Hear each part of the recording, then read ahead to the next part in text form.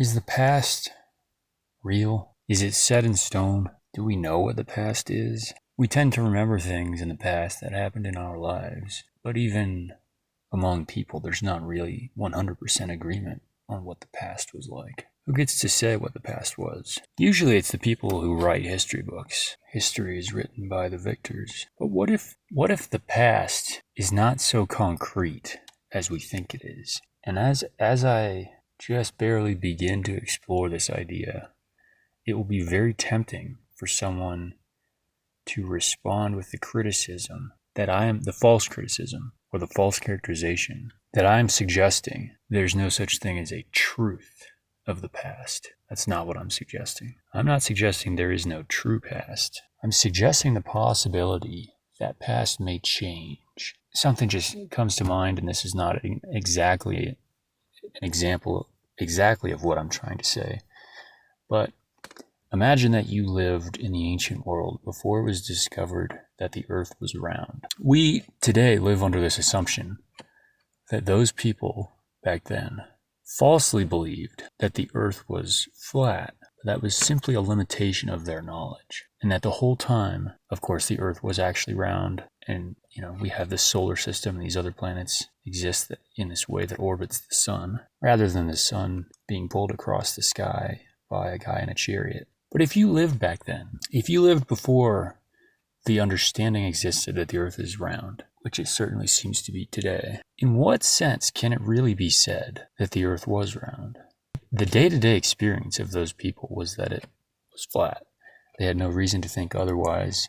There was no aspect of their experience that indicated a round earth, at least not without getting to a certain degree of depth in astronomy. The experience of those people was a flat earth. I'm not making a scientific argument here, but there's a sense in which they were not wrong to think that. Similarly, what is the past except our experience of it? Is there separation there? I'm not denying objectivity or truth. I'm questioning separation. I'm not so sure that the nature of reality, or what we think we know about the past, let's say, today, has to coincide with what people may actually have experienced in the past. Herodotus wrote about many things that we would consider supernatural, some of which he questioned himself, but some of which he outright said were very real. Some that he saw with his own eyes that we must question today if we're going to constrain ourselves with what we see as the laws of science. In the ancient world, it was very common for people to report experiences with beings that today we would consider supernatural.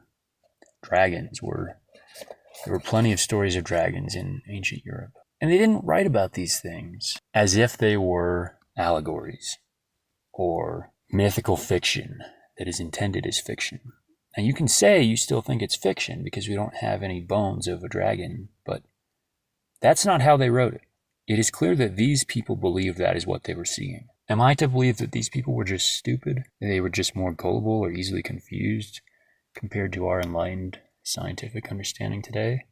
Because I don't find that plausible. What do we really know about the structure of time? Is it the case that things are really proceeding in a linear fashion, the way that we perceive them? If so, you would expect that any moment in history or in the future can just as easily be experienced as the moment that we're experiencing right now in this linear progression. What does it mean for me to even say that what I'm currently experiencing is unfolding after things that were experienced by my ancestors 1,000 years ago? What would that even mean? Other than that is our perception of it. And I'm not saying, again, that the perception isn't real. It's so easy to misunderstand what I'm trying to point toward. I'm saying it seems to me that there is no separation between the perception and the reality. And so if a people collectively teach and learn and understand the past in one particular way through a certain set of stories and beliefs, in what sense is that wrong?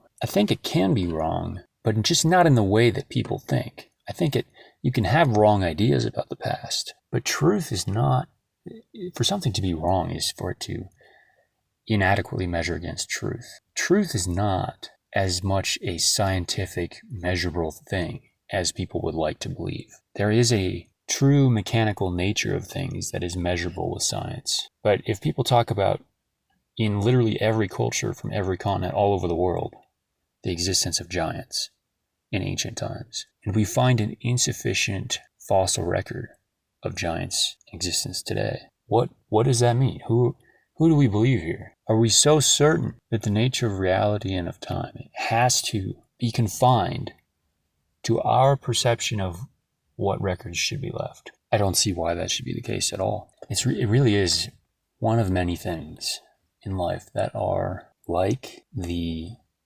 midwit meme, where you have this either kind of a dumb guy or maybe just a child at the beginning of the bell curve who doesn't really understand, but he just intuits something that is correct. And then you gotta have the guy in the middle who's thinks he's real smart, and maybe he is smarter than average, but he's very influenced by the world, and by education, and by mechanical systems that have locked him into certain rigid ways of thinking. And he tends to think he knows better than the guy who's kind of dumb.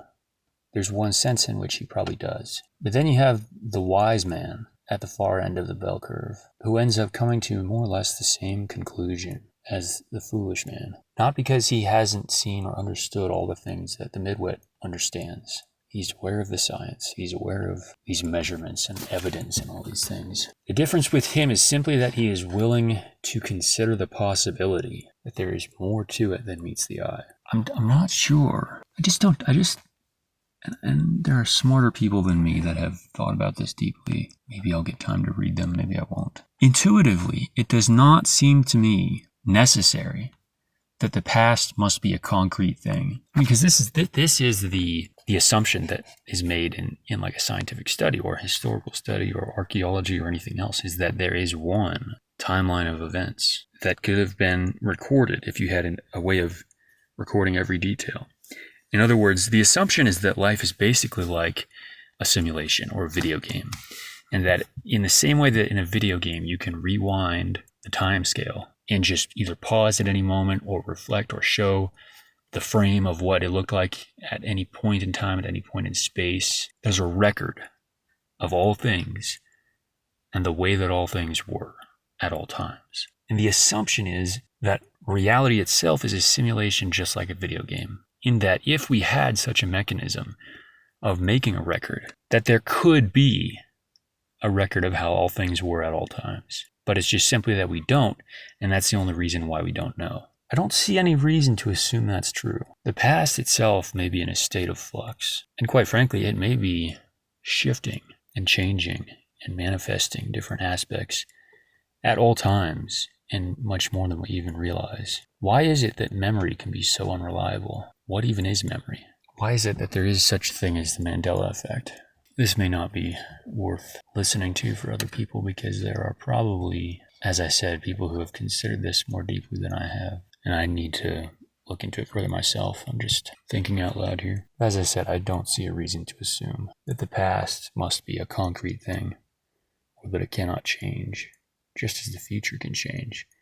And some people will argue that the future cannot change. And that is it is based on the axiomatic assumption that reality is like a simulation, which many people who maybe have never even heard of the simulation hypothesis, I think, are just accepting implicitly. I think that's just a symptom of modern society, that people are just kind of they're just taught to assume certain things by default, and this is one of them. That the simulation always has a solid state that could be recorded if the tools were available, and that the future is more or less deterministic, and that whatever is already in play is leading to a predestined outcome, or maybe some people wouldn't say predestined, but a deterministic outcome. That in other words, if only we had all of the correct measurement tools, predicting the future should be very possible.